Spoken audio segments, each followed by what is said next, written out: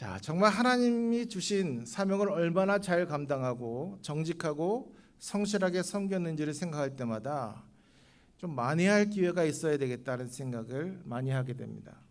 여러분은 주님을 알게 된 후부터 이렇게 생각할 때 그 시간을 얼마나 후회 없이 값지게 그리고 은혜에 잠겨 살아왔습니까? 만약에 뭔가 조금이라도 후회될 일이 생각나고 잘못 보낸 시간들, 그 기회가 있다고 여겨지면 아직 그 시간과 기회가 있을 때 만회하려는 결단들이 있어야 할 것입니다. 오늘 본문 고린도전서 9장 9절에서 15장 9절에서 10절까지에서는 이렇게 말하고 있습니다. 나는 사도 중에 가장 작은 자라.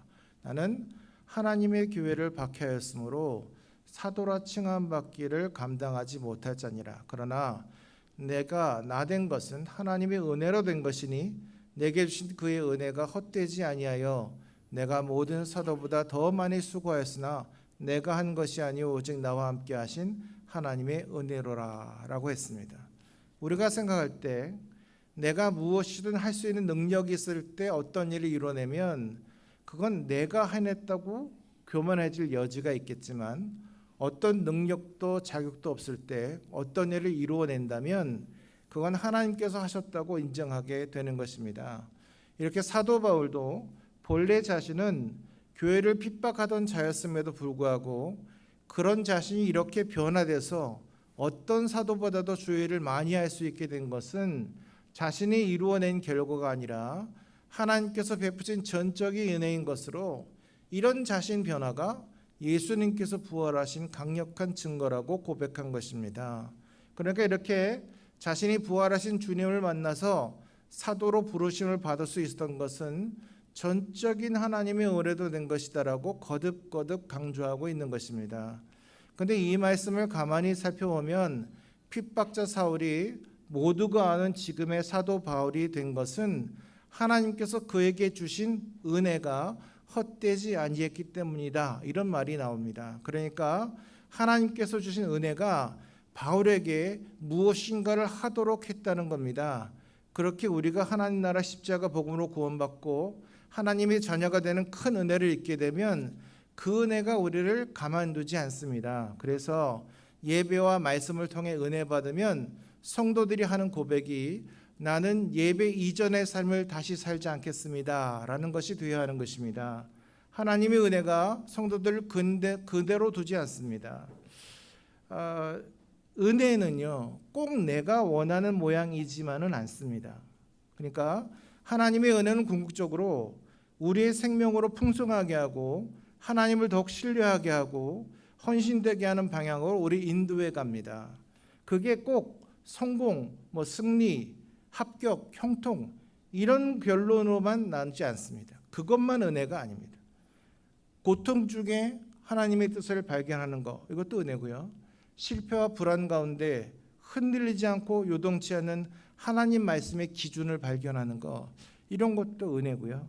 부족한 불편함을 통해서 더 나은 삶으로 극복하게 지혜를 주시는 것 어제는 10만큼 아팠는데 오늘은 5만큼 아픈 것 이것도 하나님의 은혜인 것이고요.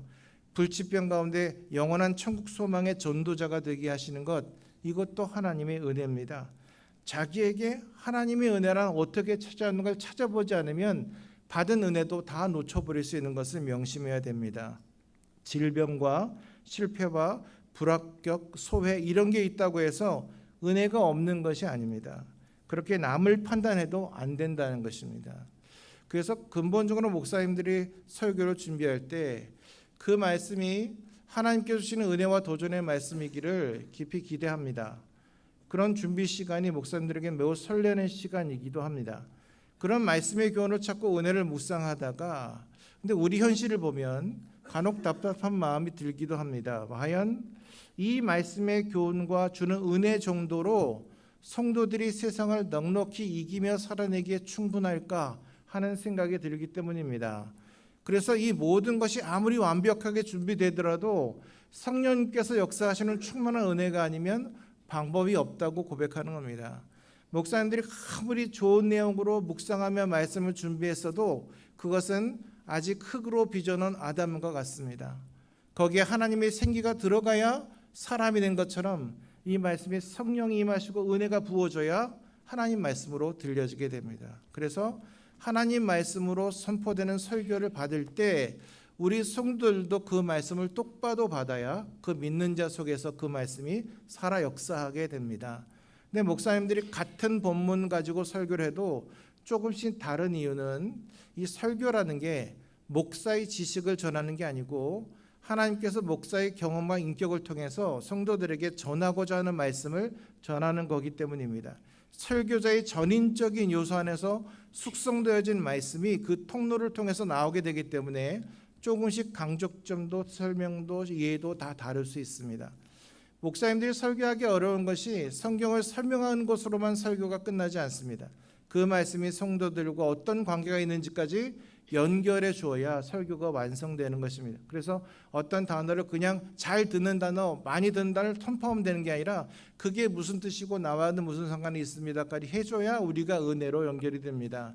그래서 여기에 하나님의 은혜가 입혀 주셔야 온전하게 우리가 모두 이해하고 깨닫게 됩니다. 마찬가지로 성도들도요, 하나님 말씀이 자기 자신의 삶의 경험과 인격을 통해서 숙성되어진 내용이 불신자들과 세상에 전해지기 때문에 이 하나님의 은혜로 풍성히 무장되지 않으면 잘못된 것이 나와서 잘못 보여줄 수 있다는 것입니다.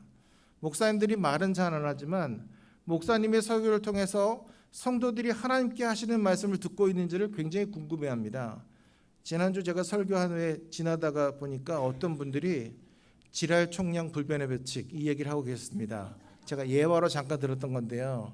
제 걱정은 설교의 핵심 맥락이었던 우리 믿음을 세우는 것들에 대한 말씀이 아니고 지랄 총량 불변의 법칙만 기억하는 건 아닐까 이런 생각을 하는 겁니다. 그래서 우리가 이 예화를 굉장히 신경 쓰는 게 예화 잘못 들면요 설교 내용은 기억이 하나도 안 나고 예화만 기억하는 거예요. 제가 옛날에 그래서 아브라함 설교하다가요 아브라함이 이제 본토지역 앞집을 떠나서 가나안으로 갈 때 롯도 함께 갔습니다. 여기서 잠깐 생각이 나서 성경에도 롯도가 나온다. 이렇게 롯도 함께 갔다 얘기했다가 그날은요 그 주 사람들이 아무도 설교 말씀을 기억하지 않았어요. 성경에 롯도가 나왔다 이런 얘기만 했어요. 그래서 제가 내가 설교할 때 함부로 재미있는 예화를 하려고 노력하지 않아야 되겠다 이런 생각한 거예요. 자, 목회자들에게 숙제같이 사람들이 그 말이나 생각에 좌우하지 할 수 없는 어떤 그 고민의 영역이 있는데 그것이 과연 성도들을 하나님께서 기뻐하시는 모습으로 말씀으로 변화시킬 수 있는가 하는 것입니다. 이런 고민 가운데 하나님께서 보여주시고 깨닫게 해주시는 방법은 반복적인 도전과 자극입니다. 근데 이것이 그저 되는 것이 아니라 하나님의 은혜인데 하나님께서는 여러 가지 방법과 도구와 환경을 통해서 특별히 은혜에 대한 깊은 관심을 가지게 하고 그것을 말씀하게 하는 겁니다. 은혜라고 하는 건 아까 말씀드린 것처럼 기독교 신앙의 아주 근본적인 것입니다. 은혜는 기독 신앙의 출발점이고 신앙을 유지하게 해주는 능력이고 신앙의 종국을 보증해주는 그런 보장이 되는 것이기도 합니다. 우리에게 감명을 주는 수많은 신앙서적들 지금 잘들 안 읽으시겠지만 지금까지 읽어왔던 많은 신앙서적들 그 주된 내용이 뭐냐? 하나님이 내 인생 가운데 이렇게 은혜를 베푸셨습니다. 입니다. 근데 그 많은 은혜가 다 성공했습니다. 이렇게 합격했습니다. 이것은 아니고요. 이런 고난도 있었습니다. 여기서 이렇게 나를 세우셨습니다. 이런 것들입니다. 많은 사람들을 변화시키고 구원으로 인도하는 감동적이고 능력 있는 설교들 누구라도 할 것 없이 하나님의 은혜를 말하고 있습니다. 성경을 읽을 때도 우리 마음을 움직이고 절망과 실패 가운데 소망과 회복을 주는 말씀, 주장할 약속이 되는 근거들은 모두가 하나님의 은혜의 그 뿌리를 받고 있습니다. 우리가 온전히 다듬어지는 데 있어서 하나님의 은혜가 전적으로 필요한 이유는 우리는 예상치 못한 시험과 염려에 또 곤경에 빠질 수 있기 때문입니다. 엘리야가 갈멜산에서 하늘에서 하나님의 불이 내려오는 것을 보여주고 그 놀라운 기적을 보여준 다음에 바알과 아사랴 선지자들을 다 진멸하는 대역사를 이루었는데 그 후에 바로 낭망에 빠져가지고 죽고 싶다고 했던 것처럼 어떤 사람들은 오히려 성공 후에 두려움에 빠집니다. 우리가 잘 됐는데 그 다음에 공허함에 빠지는 것입니다. 이것을 플라토 신드롬이라고 말한답니다. 공허함으로 시작해서 우울증으로 발전될 수 있는 심리적 병증이라고 합니다. 일이 잘 끝난 다음에 오히려 잊혀지지 않을까, 내가 쓸모없는 게 드러나지 않을까, 다시 기회가 오지 않는 건 아닐까, 이런 두려움인데, 이제까지 의지해오던 것은 끝났고 다시 의지해야 될 것을 아직 잡지 못했을 때 오는 실체가 없는 감정인데, 이런 것들에 빠져 연예인들이 많이 자살합니다.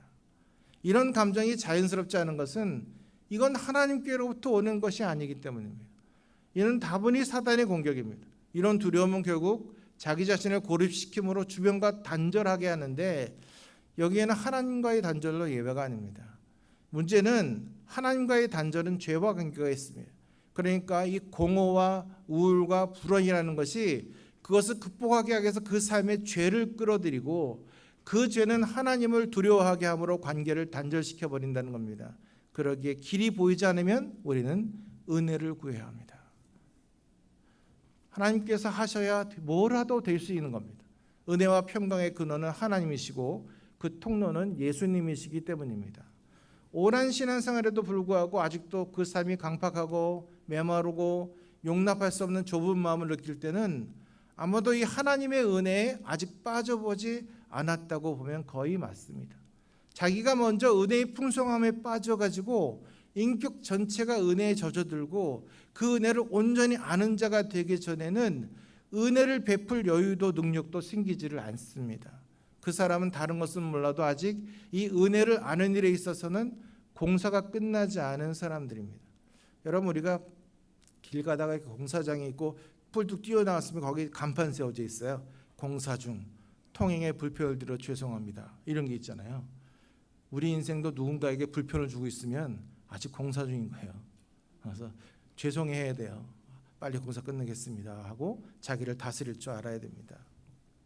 우리 하나님께서 원하시는 것은 믿음으로 행하는 실천적인 삶, 굉장히 중요하겠지만 그보다 하나님 말씀에 대한 진지한 반응입니다. 믿음은 해석이라는 말이 있습니다. 이것은 내가 하나님 말씀을 듣고 어떻게 이해하고 수용하느냐에 따라서 그 삶에서 출력되어지는 모습이 정해진다는 겁니다. 그리고 그 모습이 과연 하나님께서 기대하는 모습일까가 중요합니다. 지난주에 우리 그리스도인의 삶의 모습은 모델하우스와 같다는 말씀을 드린 적이 있습니다. 처음 듣는 것 같으시죠? 분명히 말씀을 드렸어요. 그렇기 때문에 보여지는 부분을 경시하지 말고 성의 있게 살아야 됩니다. 우리가 어떤 공동체에 있을 때 각자가 자기의 일을 감당하지 않으면 누군가 그걸 대신해야 되잖아요. 그리고 불평이 생길 수 있어요. 그러면 그 사람도 선한 영향을 끼칠 수가 없어요. 선한 영향을 끼쳐야 되는데 그렇게 못해요. 그가 속한 믿음의 공동체와 하나님의 영광도 가릴 수가 있어요. 이렇게 하나님의 은혜에 반응하는 작은 헌신들이 합해서 하나님 기뻐하시는 결과로 영광을 돌릴 수 있게 되는 것입니다. 은혜라는 말 다 좋아하십니다. 그렇지만 많은 사람들이 은혜만으로는 부족하지 않을까 하는 생각도 합니다. 은혜는 사실 많은 사람들에게 무시당한 것 같고 너무나 작은 것처럼 느껴져 왔어요. 그것이 초대교회 때도 마찬가지였어요. 그 당시에도 은혜를 무시하고 이 하나님의 은혜로 전적으로 구원받는다는 것을 무시하고 율법의 의만 강조하는 사람들이 있었어요. 이 사람을 율법주의자라고 했습니다. 지금도 모양은 좀 다르지만 이런 사람들이 분명히 있어요. 하나님의 은혜를 넘어서는 어떤 특별한 것이 있어야 한다고 생각하는 이단적인 사상이 있습니다. 그렇다면 왜 사람들이 이 은혜를 무시하느냐? 은혜가요, 좀 정상적이지 않아 보이기 때문이에요. 불공평해 보이기 때문이에요. 성경을 통해 보는 은혜는 우리에게 좀 이상해 보일 수도 있어요. 누가복음 15장에 돌아온 탕자 얘기 다 아시잖아요. 성경 말씀이니까 사실 그냥 넘어가지 실질적인 상황에서 그렇게 하고 온 둘째 아들을 누가 용납해 보입니까? 호적에서 파버리죠. 이 돌아온 탕자를 용납할 사람은 별로 없을 겁니다. 그러면서 그냥 이렇게 용서해 버려도 되나? 뭔가 대가를 치러야 되지 않나? 안 그러면 집안에서 말 잤던 형은 도대체 뭐냐? 이게 보통 우리의 반응입니다. 마가복음 20장에 포도원 품꾼의 비유를 보면 거기서도 이 포도원 주인이 나가가지고 품꾼을 새벽에 사람을 부릅니다. 그리고 아침절에도 가서 한번 부르고요, 정오에도 한번 부르고요, 3시쯤 한번 부르고 마지막에 일 마칠 1시간쯤 전에 사람 불러요. 그리고 다 약속하기를 한 데나리온 주겠다, 품삯을 약속합니다. 근데 품삯 볼 때 제일 나중에 1시간 일한 사람한테 한 데나를 주니까 제일 먼저 온 사람은 얼마나 마음이 부풀겠습니까? 이렇게 1시간만 일했는데 한 데나를 줬으면 하루 종일 수고한 나는 얼마나 더 줄까? 근데 똑같이 한 데나를 줘요. 그리고 항의하는 사람한테 네 거 나 챙겨가라 이렇게 핀잔합니다. 우리는 도대체 이런 불공평한 게 어디 있을까? 이런 생각이 듭니다. 이게 이해가 됩니까? 여러분, 이게 왜 불편하고 이해할 수 없는 것처럼 느껴지는지 아십니까? 지금 여러분은 집안에 있는 맏형이고 새벽에 제일 일찍 나온 품꾼으로 생각하기 때문이에요. 누가 그래요? 우리가 막차 탄 사람들이에요. 그래야 우리가 이것을 은혜로 받을 수가 있어요. 그렇게 우리를 부르셨다는 거예요. 사람들에게 자기가 그렇게 부족한 것이 없다고 느끼기 때문에 자신은 극한 상황의 무능력자나 방탕하려 보지 않습니다. 이게 사람들의 모습입니다. 그래서 사람들은 은혜를 추구하기보다는 인과응보에 대해서 더 선호하는 마음을 가집니다. 사람들은 심지어 기독교인들도요, 사람을 죽인다면 죽여야 된다, 이런 율법, 또 복수는 나의 것이다라는 이런 어떤 응징의 원리에 대해서 굉장히 만족감을 느낍니다. 그래서 은혜가 무시되고 조롱받는 겁니다. 사람들은 은혜를 의도적으로 잘 안 그르치려 합니다. 뭔가 대가가 있고 정의를 위해서 뭔가를 치르게 해야 되는 이런 생각을 많이 합니다. 그런데 성경은 이런 사람을 속이는 자라고 합니다. 디도서 1장 10절에 보면 복동치 아니하고 헛된 말을 하며 속이는 자가 많은 중 특별히 환난 가운데 심하니라고 했습니다. 이들의 논리는 실력만이 살 길이고 적자생존이 진리다라는 것입니다. 예를 들어서 그냥 잔잔히 예수님 믿어가지고는 축복받는 인생을 살 수가 없고 뭔가 하나님께서 기뻐하실 만한 일이나 업적을 남겨야 넘치는 인생을 살 수 있다, 이런 식의 논리, 또 잘못 결정하고 행한 모든 대가는 하나님께서 철저하게 갚아주시고 대가를 치르도록 고난과 고통을 주신다, 이런 논리가 그런 거예요. 뭔가 잘못되고 뭔가 실패한 사람들 보면 저건 지금 하나님께서 잘못된 게 있어서 벌나는 거다, 이렇게 논리를 짓는 것이죠.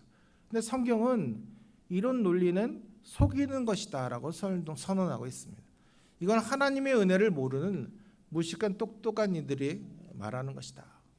우리는 어떨 때 고통과 잘못된 것, 실패, 한번 저른 걸로 우리 인생이 바뀔 수 있어요. 그것이 우리를 더 낫게 살 수 있다는 것이에요. 결국 이 세상에는 두 가지 대립이 계속되고 있어요. 두 가지 세계관인데요, 은혜의 원리와 정의의 원리입니다. 어찌 보면 이 두 가지가 더 좋은 것 같습니다. 이 두 가지는 다 좋은 것 같습니다. 옳은 것 같아요. 어느 하나 소홀히 할 수가 없어요. 그런데 이 두 기도 완전히 다른 방향성을 가지고 있습니다. 이것을 잘 보여주는 그 작가가 있어요. 그게 빅토르 위고와 알렉산드로 듀마입니다. 이 빅토르 위고는 장발장이라고 알려진 레미제라블의 작가고요. 알렉산드로 듀마는 몬테크리스토 백작의 작가입니다. 이 레미제라블이라는 이것은요, 은혜의 원리를 너무나 잘 보여주는 그런 소설입니다. 이 작품의 주인공은 잘 아는 장발장입니다. 그는 빵을 훔친 아주 작은 죄에도 불구하고 19년 동안에는 중노동을 하게 됩니다. 누구라도 이런 작은 죄로부터 한 해에 이렇게 가혹한 징벌을 당한다면 인간성이 파괴될 겁니다. 장발장은 결국 교도소에 나올 때 아주 사나운 죄수의 모습으로 나오게 됩니다. 그런 장발장이 19년 만에 출소를 했고요. 그때는 죄수 출신들에게 그 죄수 그 증명서에 죄수라는 것이 찍혀있는 신분증을 들고 다니게 했답니다. 그래서 이 갓 출소한 장발장은 아무도 받아준 사람이 없어서 일을 할 수가 없었어요. 그는 나흘 동안이나 헤매다가 어느 친절한 신부가 자비를 베풀어서 잠자리를 주게 됩니다. 잠을 자던 장발장이 한밤중에 갈증이 나서 물 마시러 나왔다가 이 찬장 속에 있는 은잔을 발견하게 되고요. 잠시의 유혹을 이기지 못해서 욕심이나 그 은잔을 훔쳐서 달아나게 됩니다. 근데 이 장발장 뒤에 자베르라고 하는 집요한 형사 하나가 있었는데 이 사람은요, 전과자는 절대로 변할 수 없다, 반드시 재범한다는 소신을 가진 사람이었어요. 그는 정의만을 추구하는 대표적인 사람으로 등장합니다. 그런데 이 어둠 속에서 훔친 은장과 함께 장발장을 붙잡게 되고요. 그 사실을 확인받기 위해서 신부에게로 끌고 갔습니다. 이 상황을 보고 낌새를 차린 신부가 장발장에게 아우 다시 오셨군요. 참 다행입니다. 기다리고 있었어요. 내가 은장과 함께 이 촛대도 줬는데 이 촛대를 두고 가셨군요 라고 말해줍니다. 그래서 자베르는 할 말이 없어졌습니다. 여러분, 이게 은혜입니다. 결국 신부의 이런 행동은 장발장의 삶을 변화시켰습니다.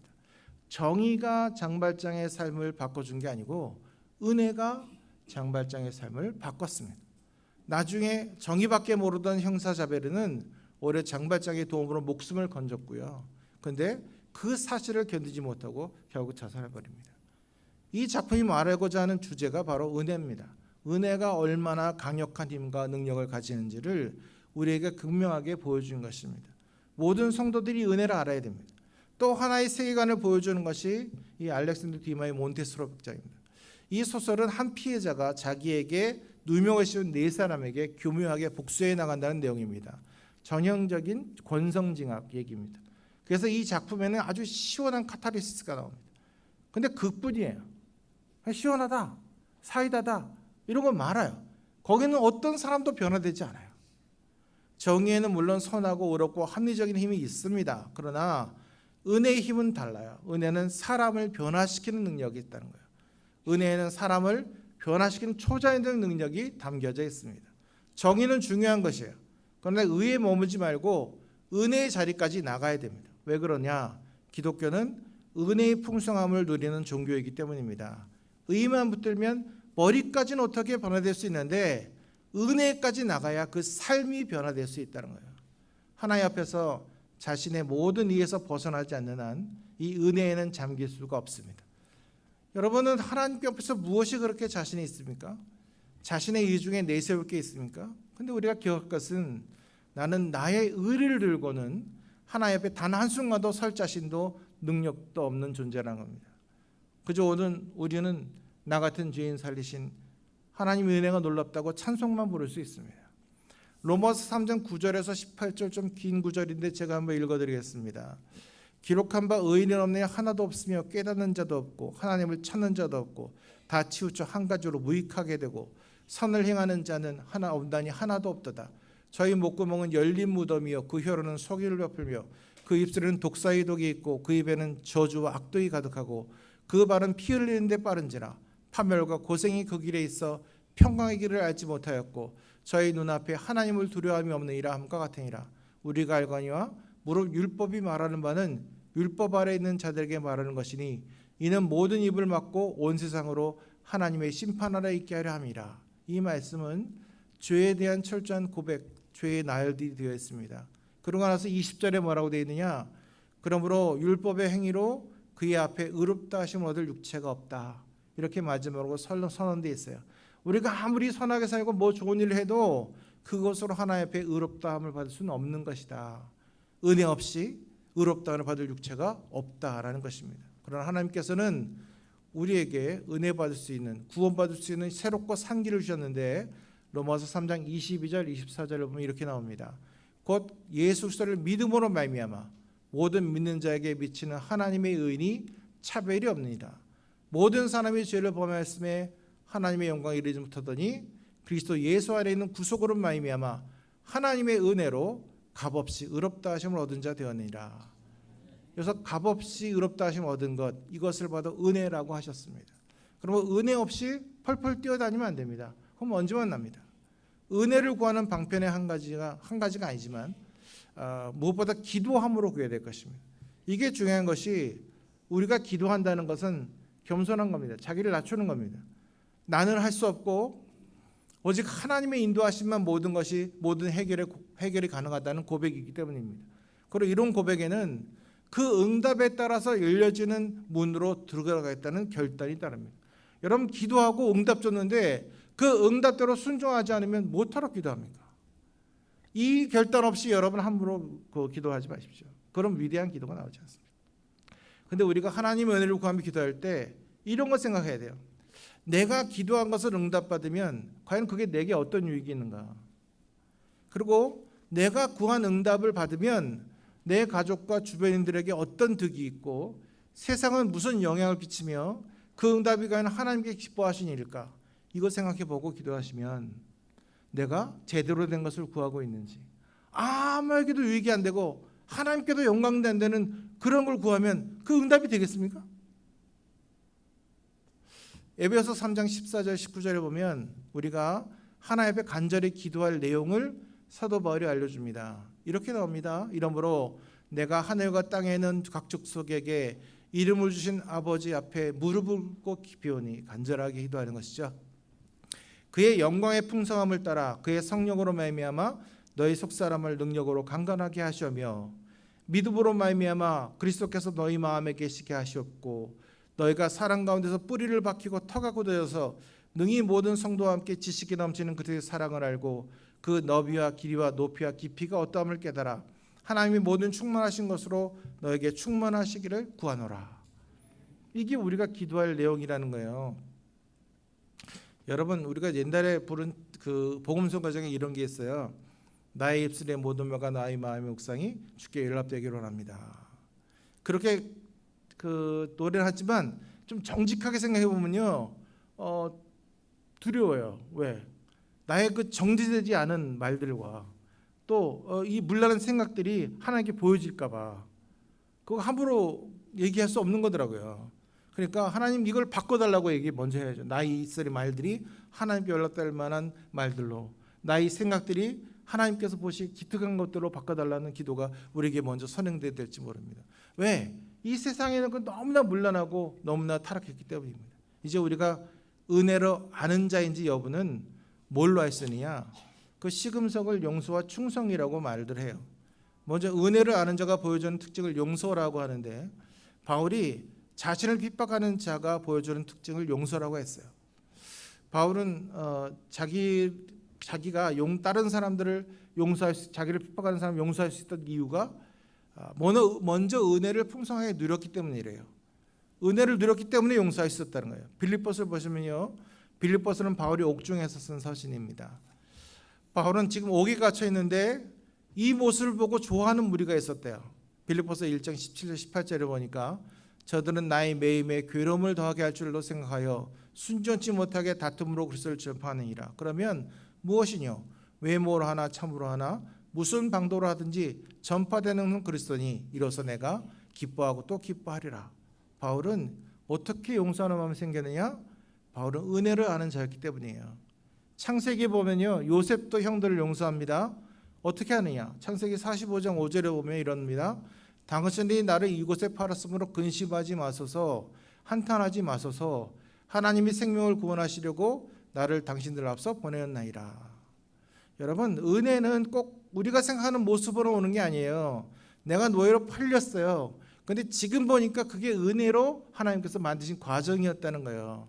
이렇게 흘러넘치는 은혜가 우리로 하여금 용서의 사람이 되게 합니다. 그렇기 때문에 우리는 은혜를 받아야 하고 구해야 합니다.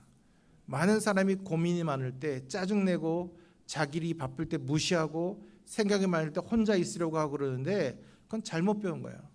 예외 없이 어떤 때든지 자기 사람들을 사랑할 수 있어야 돼요. 안 그러면 자기 사람들이 외로워하고 실족하게 됩니다. 예수님께서는 그래서 자기 사람들을 사랑하실 때 끝까지 사랑하셨다, 이렇게 말씀하셨어요. 한국 교회에서 유명하고 존경할 만한 인물이 참 많은데 그중에 손양원 목사님 너무나 유명하고 특별한 분입니다. 1948년 10월 27일에 여순 반란 사건 와중에 사랑하는 두 아들 잃었습니다. 그리고 그 아들이 공산 반란군에게 신앙과 절개를 시키다가 총살을 당했는데 그 총살하고 죽인 그들을 자녀로 삼습니다. 그리고 그 두 아들이 죽었다는 소식을 듣고 부계를 끝까지 하신 다음에 장례식을 했는데 그 다음에 그 장례식 끝난 후에 발표하는 것이 그 유명한 손양원 목사님 10대 감사입니다. 이건 여러분 인터넷 찾아보시면 그것이 뭔지 장황하게 나옵니다. 아주 불가능한 것 같은 것들을 감사하고 있는 내용입니다. 이런 기가 막힌 상황에서 이런 감사의 고백이 어떻게 나올 수 있느냐? 그것은 우리가 은혜를 아는 자가 될 때, 우리가 볼 때는 너무나 막막하고 정말 분하고 이런 상황이지만 그것이 하나님의 은혜로 보니까, 하나님의 은혜에 완전히 잠겨 보니까 하나님께서 이렇게 은혜를 베푸셨구나라고 오히려 다른 고백들을 할 수 있었던 것입니다. 이처럼 은혜를 아는 자가 보여주는 것이 특징이 용서라고 했는데 또 하나는 충성이라고 했습니다. 은혜 받으면 충성하게 된다. 여러분 마리아 현신을 보시면 아시죠? 마리아는 결손관조 출신입니다. 부모 없고 3남매 살았습니다. 마르다, 마리아, 나사로. 거기다 마리아는 뭐 7귀신이 들렸었다 이런 얘기했죠. 근데 그런 마리아가 하나님의 흘러넘치는 은혜로 말미암아 세상에서 가장 존귀한 여자가 됩니다. 그것이 은혜의 능력입니다. 우리는 나무의 줄기와 열매를 볼 줄 알면서도 뿌리를 보는 눈은 좀 미약합니다. 마리아의 헌신에만 초점 맞추고 그 헌신이 있게 된 그 뿌리를 놓치는 경우가 많습니다. 마리아는 엄청난 헌신이 있었지만 그 이전에 은혜를 체험했기 때문에 마리아는 이 좋은 것을 놓치지 않으려고 예수님 말씀을 드리려고 그 앞에 있었습니다. 우리가 알기에 또 다른 여인이 있죠. 예수님 앞에 300대로 넘은 옥합을 깨트린 여인. 이 여인을 보고 그 비싼 것을 합의한다고 욕을 했습니다. 그런데 마리아에게는 그 여인에게는 아무것도 아닐 수 있습니다. 다른 사람이 볼 때는 아깝지만 그가 볼 때는 그 자체가, 그 헌신이 기쁨이 될 수 있기 때문입니다. 하나님을 섬기는 것도 그렇습니다. 은혜를 맛보지 못한 사람은 뭐든 지나쳐 보입니다. 기도도 지나치게 하는 것 같이 보이고요. 막 열심히 하면 꼭 저래야 되나 그럽니다. 열심히 지나치면 그렇게 보이는 거예요. 헌금도 지나치게 하는 것처럼 보이고 선교 나가는 것도 왜 저러냐 그럽니다. 결혼도 안 하고 왜 일만 하냐 이런 얘기하는 사람도 있어요. 하나님 앞에 은혜를 받지 않으면, 긍휼하심과 축복을 받지 않고 일을 하면 하나하나가 다 아깝고 시험이 됩니다. 근데 은혜를 받으면 섬기는 봉사나 바치는 시간이나 드리는 예물까지도 하나도 아까울 것이 없습니다.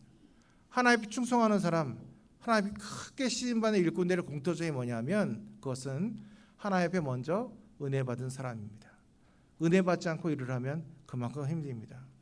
제가 교인들에게 이렇게 헌금하는 문제에서 얘기할 때 이런 얘기를 했습니다. 제가 목회할 때 믿음이 되거든 헌금들을 시작해라. 11조 같은 거.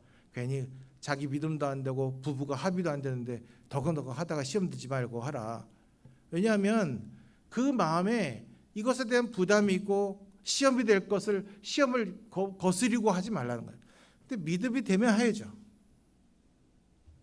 그렇지만 이미 충분한 은혜를 받고도 차이피를 미루는 자는 하나님의 영광을 가리는 것을 명심해야 합니다. 하여튼 그래서 지금 우리 앞에 놓인 문제는 헌신의 문제가 아니라 은혜 받는 문제라는 걸 여러분 기억하시기 바랍니다. 먼저 많이 받아야 됩니다. 먼저 많이 받지 않으면 내놓을 게 없어요. 강원도 춘천에 가면 소양강댐이 있어요. 이 소양강댐이요, 댐을 채우는 데만 7년 걸렸대요. 근데 7년을 계속 물을 받고 나니까 이제는 가뭄이 와도 여간에서는 물을 계속 공급할 수가 있어요. 경상도의 안동댐도 그래요. 3년 동안에는 무슨 일이 있어도 물을 안 보냈대요. 그래서 지금은 낙동강 주변에 생활용수와 공업용수를 충분하게 공급하고 있습니다. 한국교회 훈련이 참 많아요. 여러 가지 기도훈련, 전도훈련, 선교훈련 많죠. 굉장히 중요해요. 성도들에게 뭘 해야 되는지 가르쳐 줍니다. 그런데 한 가지 더 기억해야 되는 것은 훈련만으로 모르는 게 안 돼요. 많이 배우고 지식이 많은데 안 되는 게 있잖아요. 이 훈련과 더불어서 은혜 받는 일에 몰두해야 돼요. 근데 그 은혜 받는 게 사람마다 다르기 때문에 한 내게 은혜 주시옵소서, 내게 은혜의 통로를 열어주시옵소서 기도해야 돼요. 은혜 받으면 변해요. 훈련을 그렇게 시켜도 안 하던 사람이 은혜 받으니까 우리가 요구하던 모든 것을 다 해낼 수가 있어요. 그렇게도 기도할 줄 모르던 사람이 은혜 받으니까 낙타 무릎이 되도록 기도하는 거예요. 우리가 먼저 받아야 우리의 옥합을 깨트릴 수 있습니다. 받아야 드릴 수가 있습니다. 누가 시험을 이길 수 있습니까? 은혜 받은 자가 이기는 겁니다. 누가 참습니까? 은혜 받은 자가 참습니까? 누가 승리합니까? 은혜 받은 자가 전국적으로 승리합니다. 만약 공부로 또 어떤 전문인으로 사람들의 총망을 한 몸에 받는 사람이 신앙생활을 헌신해가지고 교회 수련회 같은 것도 꼬박꼬박 참석하고 선교사로 헌신하고 교회의 모든 활동에 적극적으로 참여하면 사람들은 그거 지나친 헌신이 아닌가? 이런 말하는 사람도 있어요. 여러분, 지나치게 건강하지 말라. 이거 말이 돼요? 지나치게 행복하지 마라. 이게 말이 돼요? 지나치게 성공하지 마라. 이게 말이 됩니까? 그런데 그런 말을 하는 거예요. 여러분을 위해서 예수께서 죽으신 것이 참으로 사실이고 여러분은 예수님으로 인해서 새 생명과 내세의 소망을 가진 것이 사실이라면 과연 여러분이 바치는 희생과 그 어떤 것이 지나친 희생이 되겠습니까? 여러분이 여러분의 영생과 천국을 살 수 있습니까? 여러분이 죽게 된 것을 그 비참한 인생을 구원할 수 있습니까? 바울은 10절에서 그러나 나의 나된 것은 하나님의 은혜로 된 것이니 내게 주신 그의 은혜가 헛되지 아니하여 내가 모든 사도보다 더 많이 수고하였으나 내가 아니요 오직 나와 함께 하신 하나님의 은혜로라고 고백하고 있는 것을 기억하시기 바랍니다. 나의 나됨에 대해서 여러분 얼마나 생각해 봤습니까? 자신은 어떤 사람이라고 자신에게 소개할 수 있습니까? 저는 선지자는 못할 것 같다 그런 생각을 했습니다. 본질 재능의 암기 능력이 떨어집니다.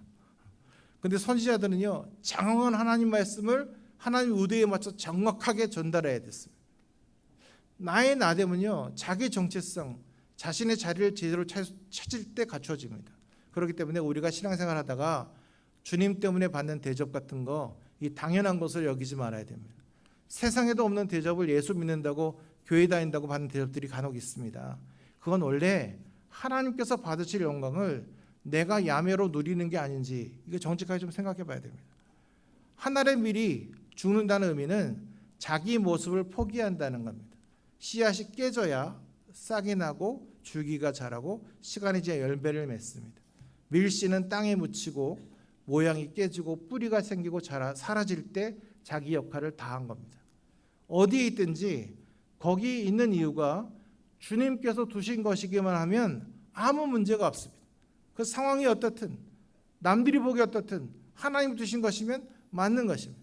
이렇게 은혜를 아는 자가 되시기 바랍니다. 그래야 수고할 수가 있습니다. 철로 된 도구는요 2가지 이유로 폐기가 됩니다. 하나는 하도 사용하지 않아서 녹슬고 부식되어 없어져 버립니다. 다른 하나는 하도 많이 사용해서 닳아서 없어집니다. 제가 어느 순대집 가게 가보니까요 과도같이 생긴 이상한 걸로 순대를 쓸고 있어요. 그래서 물어봐요. 뭔 칼이 작아? 이러니까 이거 원래 시칼이었어 그러더라고요. 시칼을 하도 쓰니까 과도처럼 날아가진 거예요. 여러분 모두의 인생은 이렇게 녹슬어서 없어지는 인생 되기보다는 닳아서 없어지는 인생, 하나님께 일평생 쓰임받고 지혜롭게 살아가는 신실한 영도 보침여교회 은혜 받은 성도들 다 되시기를 주님의 이름으로 축원합니다.